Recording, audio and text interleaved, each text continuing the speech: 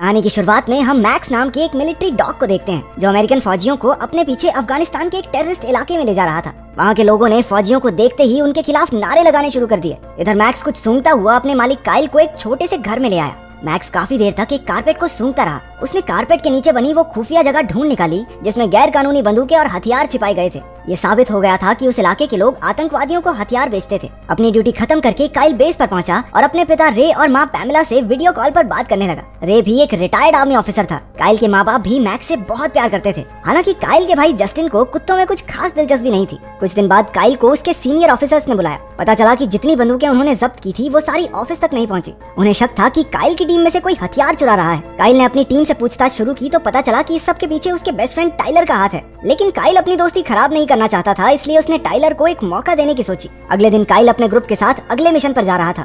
Max उन्हें अपने पीछे एक मैदान तक ले आया और बीच में रुक गया। इधर काइल ने टाइलर से कहा कि वो उसके गैर कानूनी हथियार सप्लाई करने के बिजनेस के बारे में सब जानता है। हालांकि माफी मांगने की बजाय टाइलर ने काइल को अपना मुंह बंद करके मिशन पे ध्यान देने को कहा। उधर मैक्स आगे बढ़ता जा रहा था। वहाँ आतंकियों ने माइंस बिछा रखे थे जिनके फटने से अचानक धमाके होने लगे।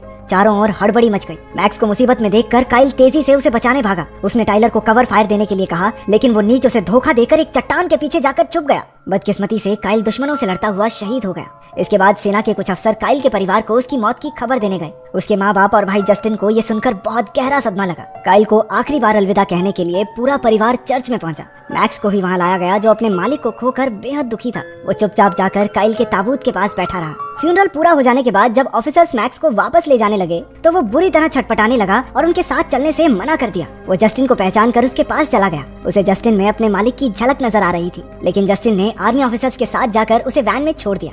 अगले दिन जस्टिन काइल के कमरे में बैठा उसकी तस्वीरें देख रहा था। उसके पिता रे ने आकर उसे दिलासा देने की कोशिश की, लेकिन जस्टिन गुस्से में आकर अपने पिता को ही काइल की मौत का दोषी ठहराने लगा। तभी पैमेला ने आकर उन्हें बताया कि मिलिट्री ने मैक्स को मार देने का फैसला लिया है। बिना वक्त गवाए वो तीनों मैक्स से मिलने डॉग शेल्टर पहुंचे।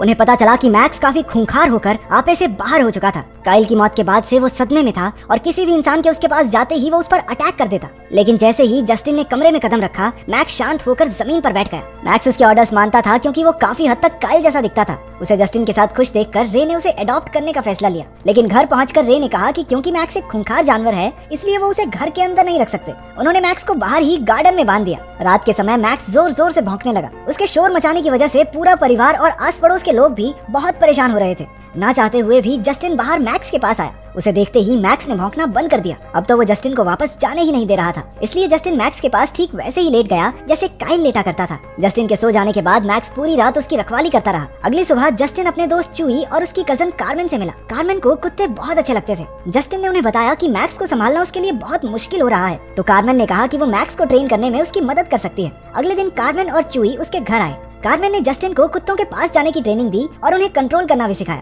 कुछ ही घंटों की प्रैक्टिस में जस्टिन मैक्स को अपने साथ साथ घुमाने लगा। रात को जब सभी डिनर कर रहे थे तो अचानक बाहर से मैक्स के जोर जोर से भौंकने की आवाजें आने लगी। तभी दरवाजे पर घंटी बजी। जस्टिन ने देखा कि दरवाजे पर टाइलर था। उसके माँ बाप टाइलर को देखकर बहुत खुश हुए। पूछने पर टाइलर ने बताया कि एक मिशन के दौरान उसे काफी चोटें आई थी, इसलिए वो थोड़ा आराम करने के लिए घर वापस आया है। बाद में वो टाइलर को मैक्स से मिलाने ले गए तो मैक्स उसे देखकर जोर जोर से भौंकने लगा और आपे से बाहर हो गया। गुस्से में मैक्स ने अपनी चेन तोड़ डाली और टाइलर पर हमला कर दिया। बड़ी मुश्किल से जस्टिन और कार्मेन ने उसे शांत किया और टाइलर की जान बचाई। असलियत तो ये थी कि मैक्स अपने मालिक काइल की मौत को भूला नहीं था और उसके अंदर टाइलर से बदला लेने की आग जल रही थी। अगले दिन जस्टिन मैक्स को घुमाकर वापस आया तो वहाँ एक पिंजरा रखा हुआ था। उसकी माँ ने बताया कि ये पिंजरा मैक्स के लिए है ताकि वो किसी और पर हमला न कर सके। अगले दिन टाइलर ने रे से उनके वेयर हाउस में अपना कुछ काम करने की इजाजत मांगी। क्योंकि वो उसे अपने बेटे जैसा समझता था तो रे ने भी उसकी बात खुशी खुशी मान ली। बाद में जब उसने टाइलर से काइल की मौत के बारे में पूछा तो टाइलर ने झूठे आंसू बहाकर कहानी सुनाई कि काइल की मौत का जिम्मेदार तो मैक्स है। वो काइल के मना करने के बाद भी डेंजर जोन में चला गया और उसे बचाने के चक्कर में काइल मारा गया।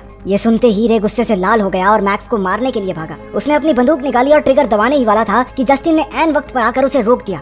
अगले दिन जस्टिन फौज के डॉग शेल्टर में पहुंचा। वहाँ उसे काइल का दोस्त सार्जेंट रियस मिला, जिसने बताया कि मैक्स उनका आज तक का सबसे बेहतरीन मिलिट्री डॉग है। उसके मुताबिक मैक्स कभी भी काइल को चोट नहीं पहुंचा सकता। उसने ये भी बताया कि टाइलर को कोई चोट वोट नहीं लगी, उसे तो नौकरी से सस्पेंड किया गया है। उसने चूई और कार्मेन के साथ मैक्स की ट्रेनिंग के समय की वीडियोस देखी। तब उसे पता चला कि मैक्स काइल के कितना करीब था। उसे अब पूरा यकीन हो गया था कि मैक्स की वजह से काइल की जान नहीं जा सकती। तभी वहाँ चूई का दूसरा कजन एमिलियो आ गया। बीच में उसे टाइलर का कॉल आया जिससे जस्टिन को उस पर शक हो गया, इसलिए एमिलियो के जाते ही वो मैक्स के साथ उसका पीछा करने लगा। कुछ देर बाद वो जंगल के बीच पहुंचे जहां एमिलियो टाइलर से मिलने आया था। तभी वहां कुछ गुंडे भी आ गए जो असल में टाइलर से हथियार खरीदने आए थे। तब जस्टिन को समझ आया कि टाइलर असल में अफगानिस्तान के गैर कानूनी हथियार अमेरिका में बेचता है। उसी वक्त उन गुंडों के कुत्तों ने मैक्स को भौंकते सुन लिया और उसके पीछे भागने लगे। मैक्स उन दोनों खूंखार कुत्तों से अकेला लड़ गया और उन्हें हराकर जस्टिन के साथ भागा। खुशकिस्मती से वो हाईवे तक पहुंच गए जहां एक औरत ने उन्हें लिफ्ट देकर घर तक छोड़ दिया। अंदर जाकर जस्टिन ने देखा कि टाइलर और उसका पार्टनर डेप्यूटी स्टैक वहीं मौजूद थे।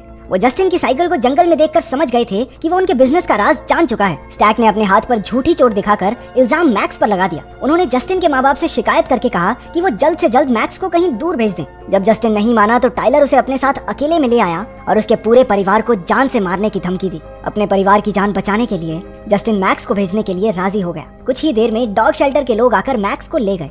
इसके बाद टाइलर काम पर था जब रे ने उससे पूछा कि बिना उसकी इजाजत के उसने स्टोरेज यूनिट का इस्तेमाल क्यों किया। असल में उस स्टोरेज यूनिट का इस्तेमाल टाइलर गैर कानूनी हथियार रखने के लिए करता था, लेकिन उसने झूठ कह दिया कि वो जगह उसका एक दोस्त इस्तेमाल कर रहा है। उधर मैक्स डॉग शेल्टर में कंट्रोल से बाहर हो रहा था। वो सिक्योरिटी गार्ड्स पर हमला करके सबको चकमा देकर वहाँ से भाग गया। रात को रे जस्टिन से बात करने आया लेकिन वो कुछ नहीं बोला। रे समझ गया कि जस्टिन जरूर कुछ न कुछ छुपा रहा है, लेकिन जस्टिन बहुत डरा हुआ था इसलिए उसने पूछने पर भी कुछ नहीं बताया। बाद में रे अपने स्टोरेज यूनिट पर पहुंचा जहां उसने टाइलर और स्टैक को ट्रक में बंदूकें रखते हुए रंगे हाथों पकड़ लिया। उसके कुछ करने से पहले ही एमिलियो ने उसे बंदूक की नोक पर बंदी बना लिया। उधर पैमेला को रे का मैसेज आया कि वो आज रात अपने हंटिंग हाउस में रुकेगा, लेकिन पैमेला के मुताबिक उनका कोई हंटिंग हाउस था ही नहीं। जस्टिन चूई और कार्मेन के साथ अपने पिता को ढूंढने निकल पड़ा।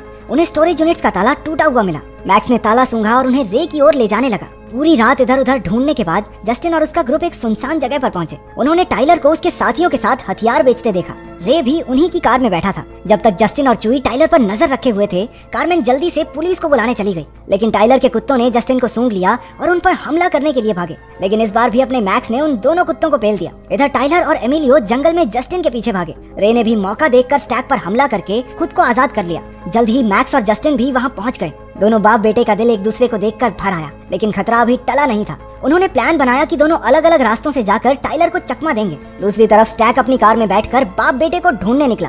उसने रे को देखकर उस पर गाड़ी चढ़ाने की कोशिश की, लेकिन रे ने उस पर गोली चला दी। गाड़ी ब्रिज के नीचे जा गिरी और जोरदार धमाका हुआ। उधर टाइलर ने जस्टिन को पकड़ लिया। वो उसे जान से मारना चाहता था क्योंकि जस्टिन की वजह से उसकी बनी बनाई डील खराब हो गई। उसी वक्त मैक्स ने टाइलर पर जोरदार हमला बोल दिया। उसने झपट कर टाइलर को ब्रिज से नीचे नदी में गिरा दिया। सही वक्त पर कार्मेन पुलिस के साथ पहुंच गई और सारे बदमाश पकड़े गए। आखिर में जस्टिन और मैक्स काइल की कब्र पर खड़े थे। जस्टिन ने काइल का शुक्रिया अदा करके पहली बार उसे सैल्यूट किया।